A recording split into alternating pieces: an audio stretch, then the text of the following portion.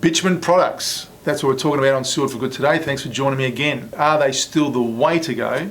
And what use do they have in the waterproofing industry, and how are they used? Well, this is a real one that's dear to me, because when I started in business many years ago with Gripset, we were pioneers in actually using bitumen technology, and we were one of the first companies that had developed water-based bitumen technology and using with polymers. Now that's such a commodity-based system now, it's been bastardised, but back in the mid-80s it was fairly innovative and very different.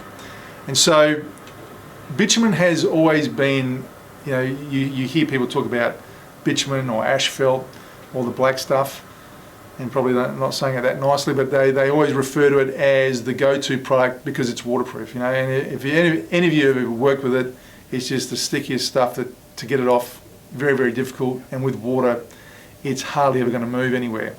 However, it was used in the early days because it was really one of the only polymer technologies that was around there other than a sheet system. So bitumen was very well known for bitumen sheet membranes, and then there were a lot of solvent-based bitumen products that were out there, and you still see some of those dinosaurs around the place.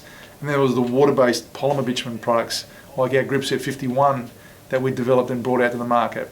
They still have a place in the industry. But back in the day, it was the only alternative to tiling on a substrate. There weren't many liquid polymer systems in the market in the 80s and early 90s. There were a lot of companies actually using liquid bitumens as the membrane to tile over. Now, it didn't impact the waterproofing, but it did impact things like the tile bed and tiling, because there was a discolouring because of the black. And what happens with bitumens is they do soften. Doesn't mean they fail, but they soften with temperature, thermal temperature. They go quite hard in the cold, very soft with warmth. And then what happens is you get an emission or a yellowing effect, and that would be absorbed into anything water-based. So things like tile adhesives, grouts. And there used to be a lot of complaints in the market where white tiles or light coloured tiles would be applied over a bituminous surface, and there'd be a yellowing effect. You could see this yellowing stain in the tile. And that all came through what we call the bitumen bleed. And it wasn't really the bitumen, but it was the emissions through the bitumen and some of those surfactants that would come through and cause that discolouring. So we've progressed a lot since then. As you know, Gripset's got many products in its range for tiling over. However, bitumen still has a place in the market, particularly for things like underground applications. Our Gripset 59, our 51, they might be entry point products into the market, but they still have a place because they are very cost effective, very easy to use, and they stick to everything. So what is great about them, if you're going on, and I can only talk about our bitumen products, but I know competitors is very similar, going over metal surfaces, porous substrates, a lot of the plastics out there, they bond really well.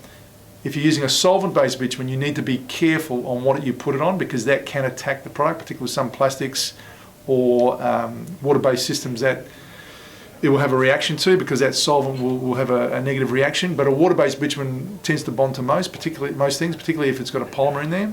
And it is an opportunity to still use it for what we call entry point applications. And a lot of our landscape customers still use those products. They have a place in the market.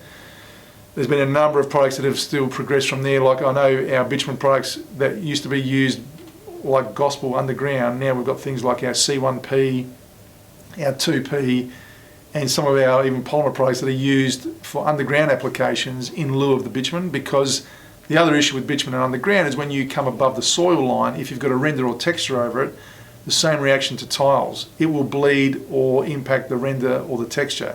Whereas if you've got a cementitious product like the C1P or our polymer systems, you can render or paint over them and there's no issue at all.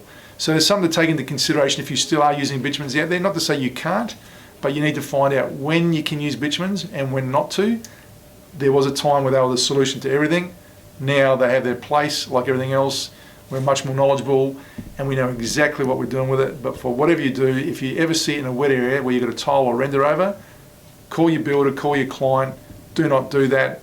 That is red alert, because that's going to impact the finish. If it doesn't do it straight away, it likely will over time, because bitumens will, as I said, always have a reaction to surface temperature changes. They're not as resilient to surface temperature changes. So hot and cold will change the stability, the surface stability of them.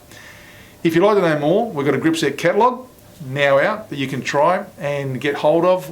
Our resellers have got them to issue. You can ring us up, we can send them out to you. It's a great one with all the products in there. please subscribe to our YouTube channel. More of my mugs on that with a lot of these YouTube videos giving you some advice and guidance on how to take further your waterproofing applications. And if there's anything you want, our team of the technical experts are out there ready to help you. Until next time, I'll see you on Seal for Good.